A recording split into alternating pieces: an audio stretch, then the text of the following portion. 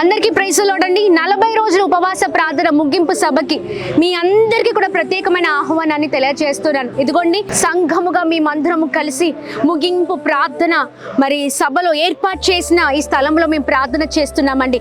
ఈ స్థలం అంతా కూడా ప్రభు పరిశుద్ధపరచాలని, అనేక మందికి అడుగు పెడుతుండగా ప్రభు గొప్ప కార్యాలు జరిగించాలని, మరి సేవకుల్ని ప్రభు గొప్పగా వాడుకోవాలని, అనేక మంది జీవితాలలో ప్రభు గొప్ప కార్యాలు జరిగించాలని మరి మేమందరం కలిసి ప్రార్థన చేస్తున్నాం. మీరు కూడా సిద్ధపడండి, ప్రార్థన చేయండి. ఇదిగో సంఘము ప్రార్థిస్తుండగా అనేక బంధకాల నుంచి ప్రజలు విడిపించబడినట్లుగా మరి అనేకమైన గొప్ప కార్యాలు ప్రభు చేయబోతూ ఉన్నారు.